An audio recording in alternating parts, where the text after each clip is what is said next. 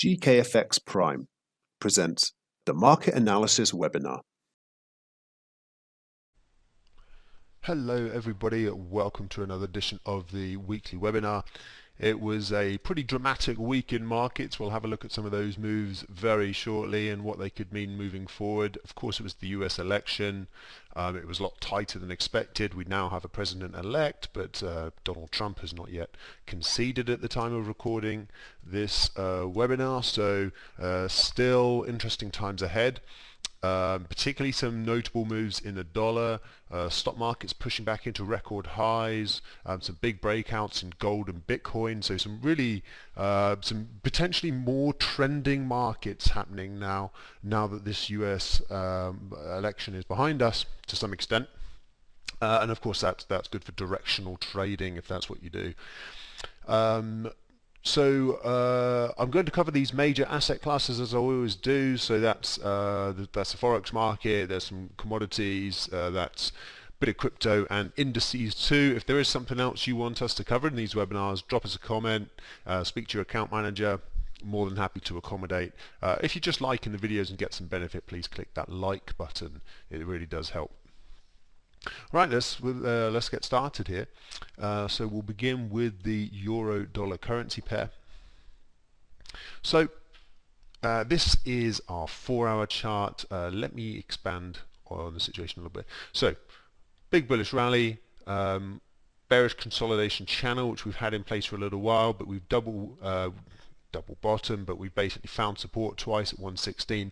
And this was last week's really powerful rally where this was obviously Tuesday, where there was a lot of uncertainty. We dropped heavily, but we rebounded, and then Thursday through Friday, Wednesday, Thursday, Friday, we rallied up pretty strongly. And as of the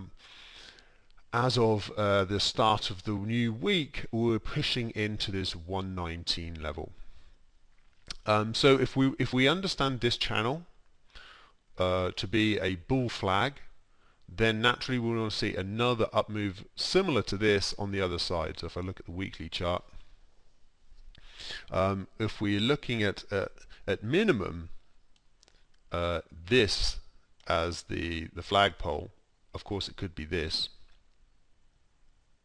but let's set our expectations realistically. We're looking at a push up above 125 and into the highest levels since back here in 2018. So potentially a very bullish move in the euro undertaking here. You can see on the weekly chart that it's been very choppy. We've been going sideways, but this last week did engulf the prior 1, 2, 3, 4, 5 weeks. So that's generally a pretty strong bullish signal when you get one week that engulfs that many previous weeks. So these weeks were obviously weeks of consolidation. I mean, I'm saying that it actually goes further, doesn't it? 6, and then, well, okay, so this week, and this is when we have some higher highs. So you have 5, 6 weeks. You get the same, just at the point is that we've had a big bullish move that's engulfed those prior moves. We've come out of the overbought. We've consolidated, and maybe we're getting ready for the next big push higher. So that's the bullish thesis, obviously. More short term, we're running into this big 119 handle that actually, if I zoom out a bit, I think we can probably see it better, that it's been acting as resistance in this area. Maybe better to draw a sort of, I mean, 119 has been like this. We've banged into it a few times. There's certainly a potential that we roll over just specifically from 119. Then on a broader level, if we go back to the start of this consolidation, the high is up at 120. We only got there once, but this whole kind of zone of resistance through here from these first set of peaks really starts at 119 and goes up to that peak above 120. So we're entering again this longer term kind of supply area, if you like.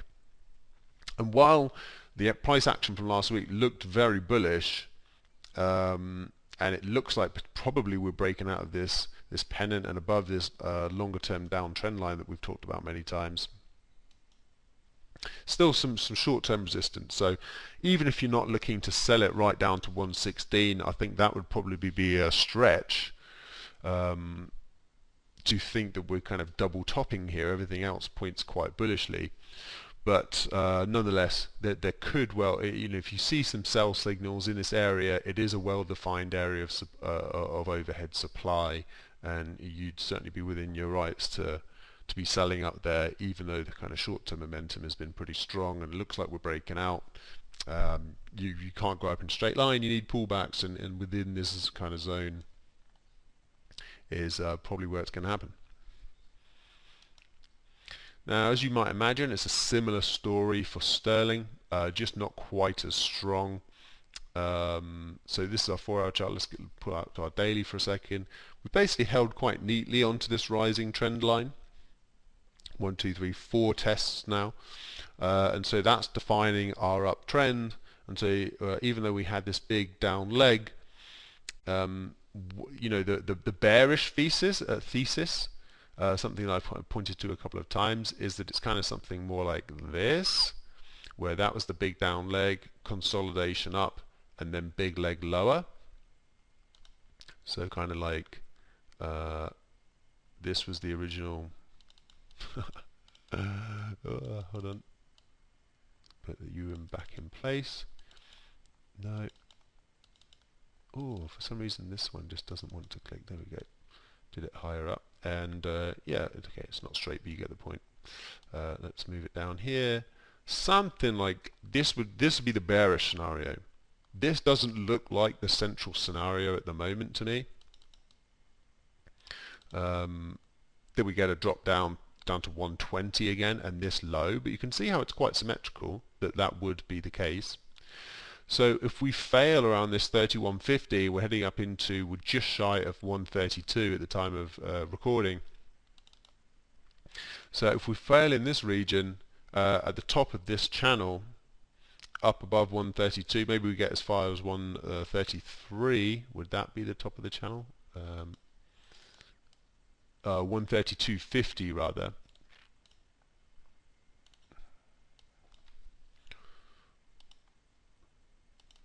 So we're at 132, between 132 and 132.50. Potentially this is upper channel resistance, and we could set up the beginnings of this big bearish scenario. But again, it doesn't really feel like it's probably the case at this stage. It looks like we're holding a bullish trend. We're above the 50-day moving average. A couple of times we tried to still off down through it. It didn't work. We're back above it. And we're breaking out above the old high as we speak. So it looks actually quite constructive, and probably this is not the scenario. The number one scenario, actually a more bullish outlook, is probably more likely. And you can see here that yeah, we're basically pushing above this resistance area here, and it looks like we're going up to test. And the other point being that through this big steep drop here we had down from just shy of 135, there wasn't much pause for breath. So actually, once we get above these, we've stalled a couple of times here. But if this actually can push solidly higher, then there isn't really much prior support and resistance to stop us.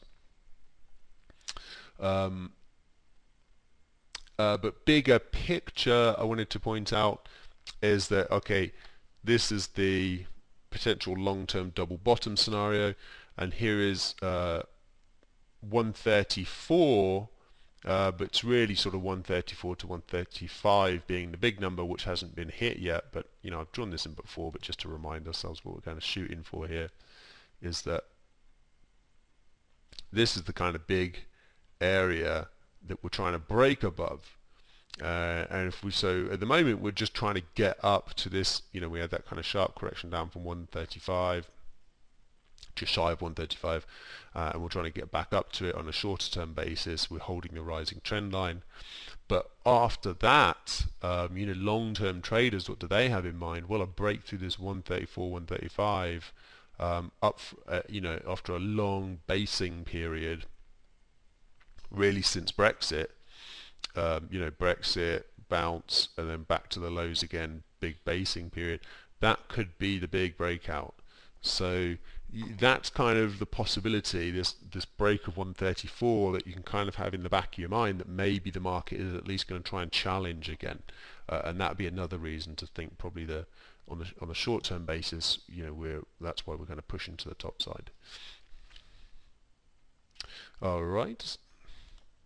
Dollar yen, probably the most interesting move of the week, because we've finally taken out this big 104 level. So I even have to zoom out my chart a bit to sort of show you that. Why don't I move this down to here? And it sort of shows you how long we've been hugging onto this 104 basically, and just in the last two instances we're below this zone, but we've managed to hold 104 a few times, and now we're below it. We've rebounded just above 103, but this is the lowest. You can see we're on the weekly chart right now. It's the lowest weekly close since in 2 years. So it's a 2-year weekly closing low. Now obviously we had these two massive spikes on previous occasions above, which took the price when it was making a dip through 104. Massive buying came in from lower levels, admittedly, than we've got to so far, but big buying came in and pushed us back above 104. So that could happen again. And the general theory goes that this was actually a verbal intervention from the Bank of Japan. Actually, the Bank of Japan, they've been talking slightly differently. They're trying to talk up the economy a little bit more. I read a comment from Japan's finance minister calling Japan's economy currently in a boom. Obviously it was a big bust in Q2, so now it's probably correct to say that the extent of the recovery is so large, it's such a big bounce from such a big crash that you can kind of call it a boom. And the Nikkei stock index is up at its highest levels in multiple years. Let's actually have a look at that while we're going to jump around a bit here while we're talking about Japan. Let's have a look at that. Here you can see the big breakout happening in the Nikkei. This is our weekly chart for our benefits. We don't have to go much beyond that. And you can see that this is the huge resistance that as of this week, corresponding with the so-called boom in Japan's economy. The Nikkei is breaking out to I think the highest since '98. So this is a big powerful move happening in Japanese equities, and interestingly it's happening at the same time that the yen has strengthened, which is often not the case, because there's a lot of exporters in Japan. They tend to prefer a weaker yen, but actually you can see that dollar yen was dropping, and the Nikkei here breaking out. Anyway, that's just a by the by. So I think what we can conclude from this is that we've broken a major level. If we go down to our 4-hour chart, a bounce back up towards 104 would be ideal, but I'm not convinced we haven't even got to 103 yet. So I'm not convinced that you can see this bounce was sold off pretty heavily, and you can see that we've just moved up to test 103.50 again.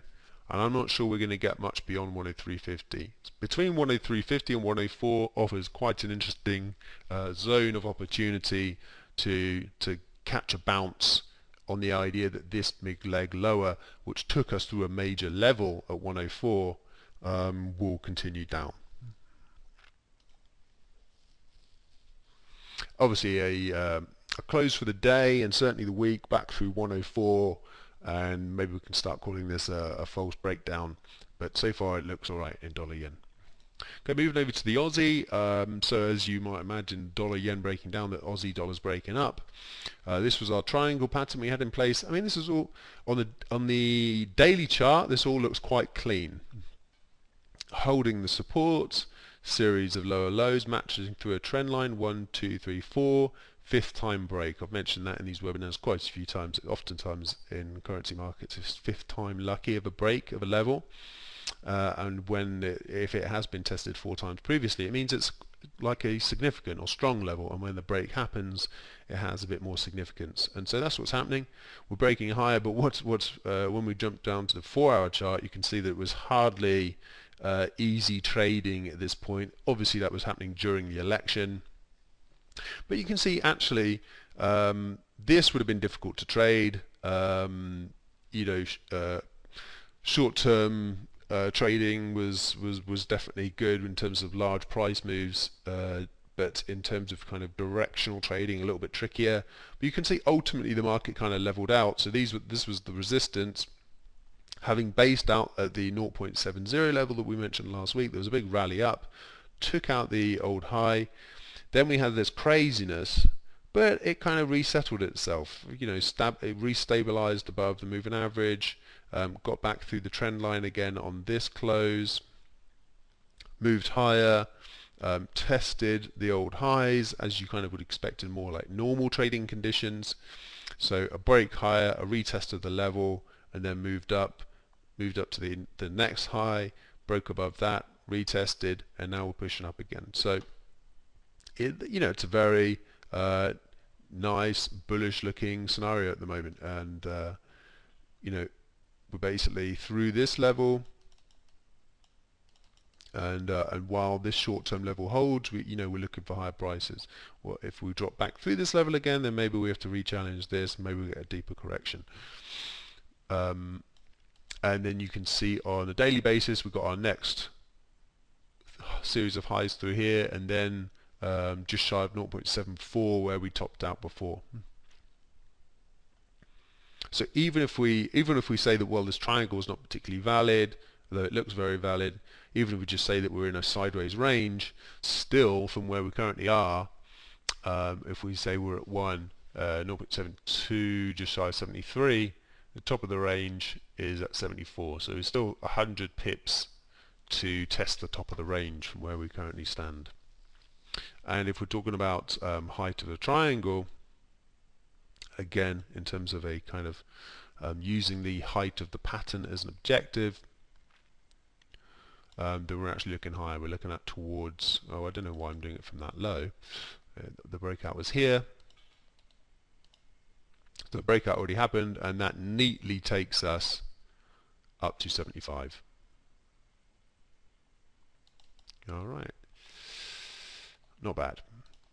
So moving away from Forex now onto gold, where there's been some big moves taking place. Let's look at our daily chart. Again, a triangle, a longer term one than the Aussie. And again, we could still just be in a sideways consolidation zone. In fact, we are still in a sideways consolidation zone, but there are some hints, both from the declining trend line, which is broken. This time it's 1, 2, 3, 4, 5 arguably tests, with a little small drop that failed, with a long leg. That was a good clue, and then big breakout come last week. But you can see here there's been a long basing period in momentum. Price has been basing, trudging lower but holding on to the lows, and then looks like we're breaking out. So yes, we're still below 2000, which you could sort of say is maybe the top of the range, and obviously the record highs up here, but it does seem like this was the shape of the consolidation and we're pushing out to the top side. Why is that? Well, obviously it looks like we've probably got a divided government in the US, and so we're going to see, but the election is over, so now the election's over and Biden's in, we most likely are going to get some sort of stimulus package. Involves more debt in the US, puts the dollar at more risk, but also because it's a divided government, not so much chance of a absolutely gigantic fiscal package, and so actually there's a belief that probably the economy is not strong enough to hold up by itself. At least that's the thought amongst the central bankers, and that they'll have to do something again. And so the ECB and the Bank of England already added to its quantitative easing. The ECB said they will in December, so the kind of last shoe to drop almost is the Fed, and whether they will start, more strongly hinting at some action probably in December too, more quantitative easing most likely, just to make up for the fact there isn't going to be as much fiscal stimulus under a divided government of Republicans in the Senate and Joe Biden in the White House. All right. Okay, so moving on from there. Oil still in its trading range, so also technically quite nice. Came to the old support down here, bullish, engulfing off the little false break through the lows, bullish engulfing. Took us back to the old support, rallied up to these lows through here, pulled back from there alongside the 50-day moving average, and then stabilized back at the same support again. So it's respecting the various levels that we sort of expect it to test. And if you are just trading between levels here, then actually oil's working quite well. It's not directional, but it's kind of working quite well between the levels. So at the moment, obviously the action is bullish. This was a little short-term peak that we put in. This was the bullish engulfing candle. Obviously, we're on a shorter-term chart, but this was the 4-hour-ish. The four-hour candles that made up the daily chart. Little small correction, rallied up again, and where that correction started, that's been holding the price so far. And so while we're above there, we look bullish, and the expectations for a test to the top of the range. Back through there, then we're looking to the next downside level, which is back down here near 34. Bitcoin, again, one of the more exciting moves of the week. This is the 4-hour chart. We talked about this rounding bottom last week. You can't draw a rounded line, but we've drawn these sort of this idea that the lows were sort of rounding up, and then actually it was sort of accelerating up to the upside, and we just had to get through that 13,800 resistance that we'd reached. And certainly it happened. I mean, we barely had a down day in this, obviously just a down period rather, and we just fired up over the space of 36 hours or so. We just had a massive rally that carried us up to just shy of 16,000. And this is a pretty standard correction. You can see better on the hourly chart even. That rally up, correction. You would expect this rally to carry on to the top side, but one interesting thing I did note is that the 38.2% Fibonacci comes in quite neatly at 1500. So yes, we have been actually holding these initial lows pretty well. You could even base it on that high. Even it's kind of that sort of thing, right? This is the basis that we've been holding on to that resistance as support, except a little false break there. But if we do break down first, then it actually does give us lower prices, with the idea that this is very bullish, but we don't know how big the correction will be. So either we break out the triangle and we just go bullish again up through 16,000, or we have to correct further, and just notably 15,000 lines up with 38.2. The 50% lines up with this correction that we had here. So somewhere in this vicinity, if we do get a drop lower again, has its opportunities, I would suggest. But overall, I would say looking pretty bullish in Bitcoin.